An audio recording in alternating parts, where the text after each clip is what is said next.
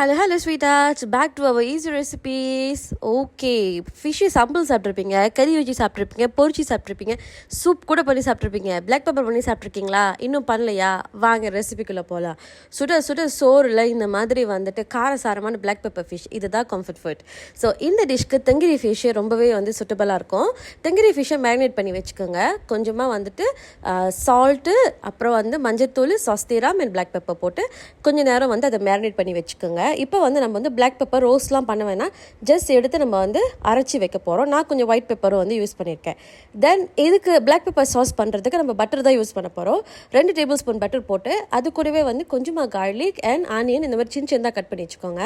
தென் அதை நல்லா சாட்டே பண்ணுங்கள். நல்லா சாட்டே பண்ணி ஒரு மாதிரியான கோல்டன் ப்ரௌன் கலர் வர வரைக்கும் அதை சாட்டே பண்ணிவிட்டு அதுக்கப்புறம் அதுக்கு மேலே நம்ம கோதுமை மிக்ஸ் பண்ண போகிறோம். ஸோ கோதுமை நீங்கள் கொஞ்சமாக தண்ணியில் கரைச்சி வச்சு இதில் மிக்ஸ் பண்ணி உடனே நீங்கள் வாட்டர் ஆட் பண்ணுங்கள். ஏன்னா அது கட்டி கட்டி ஆயிரும்.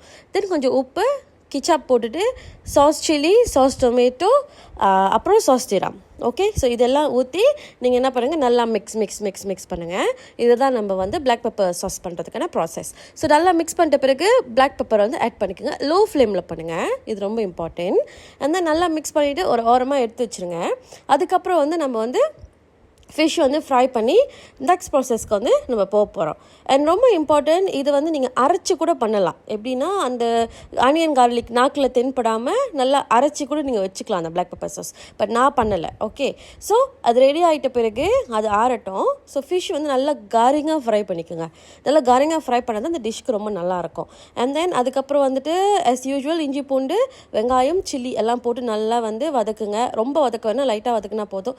கருப்பில் தக்காளி பழம் இதெல்லாம் போட்டு நல்லா வதக்கிட்டு அது கூடவே கொஞ்சம் உப்பு, மறுபடியும் கொஞ்சம் sauce chilli, sauce tomato, sauce தீராம், இது மூணையுமே ஆட் பண்ணி வச்சுக்கோங்க. ஆட் பண்ணி வச்சுட்டு நம்ம ரெடி பண்ணி வச்சுருக்கிற பிளாக் பெப்பர் சாஸையும் இதில் ஊற்றி நல்லா மிக்ஸ் பொறுமையாக மீன் போட்டு பொறுமையாக திருப்பி விடுங்க. அதுதான் இம்பார்ட்டன்ட். மீன் உடையாது, கரங்க பண்ணியிருக்கோம். பட் ஸ்டில் சம்டைம்ஸ் உடையது கூட சான்ஸ் இருக்குது. Just be careful about it. Okay, so நல்லா நீங்கள் மிக்ஸ் பண்ணி விட்டுருங்க. So it's ready. After 1 minute நல்லா சோக் ஆன பிறகு கார்னிஷ் பண்ணி எடுத்துருங்க.